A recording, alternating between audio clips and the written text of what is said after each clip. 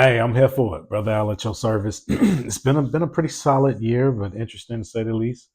I've been working really hard here recently, so you ain't seen me in the capacity that I feel like I could. I think I've been the least active on social media this year than I've been comparatively speaking to other years, but um, this too shall pass anyway.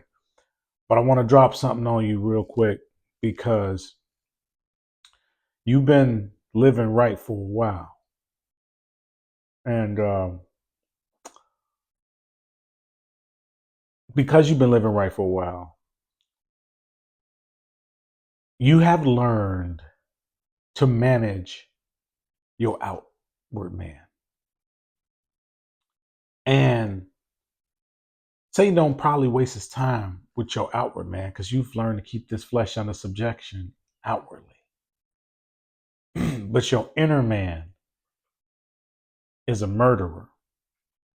But your inner man isn't full of faith. Let's get into it. I'm gonna show you exactly what I mean. Let's go to let's not do the Matthew thing just yet. Let's do it. Let's do it. Matthew 23:28 says, even so, right? Outwardly, even so ye also outwardly appear righteous unto men, right? But within you are full of hypocrisy and iniquity. So inside, you really don't believe what you say you believe, and you do the opposite. And hidden sin is within you, right? But let me show you how that manifests in a way that's really not being brought out in a way that might have gotten away from you. Somebody says something that attacks your very central nervous system, which it shouldn't, but let's say it does for argument's sake. That's connected to your pride in that area. Outwardly, if we see you, we're going to say, wow, what a mighty woman, man of God you are. Sister, you really handled that well. But your inward man was hateful, was extremely angry. Your inner man, if your outer man reflected your inner man, we would know your condition. But because you've learned to solemn face, you've learned to church face people long enough, God is looking at the inner man.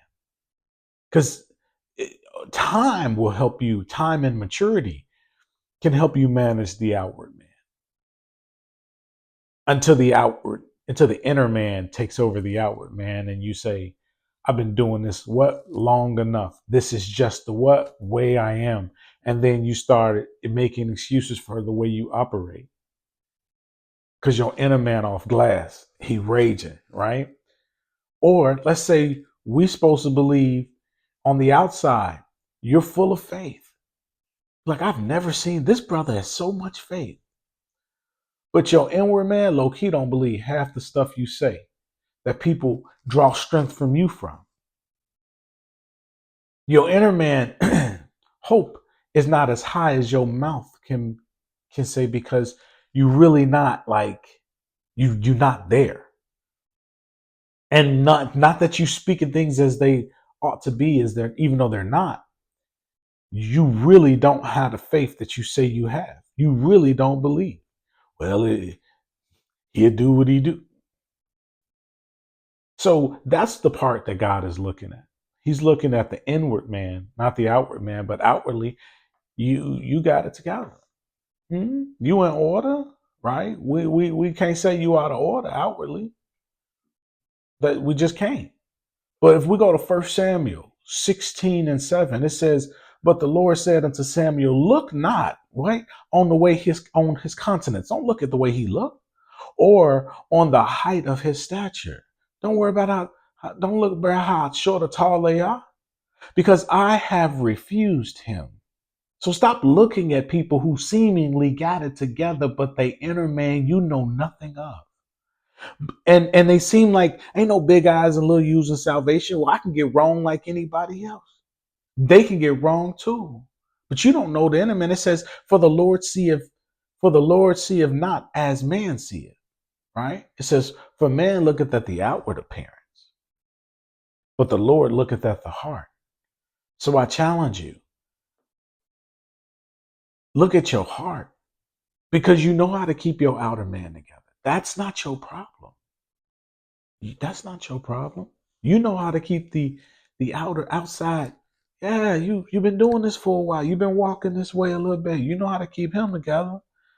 But your inner man, does he see when thoughts come to your mind when no one is engaging you, you know how to cast down. But when somebody is engaging you, you don't cast down. When somebody is negatively engaging you, you're not casting down. You coming into agreement with everything negative. And it's not all anger. Mm-mm. Some of it's cynicism, right?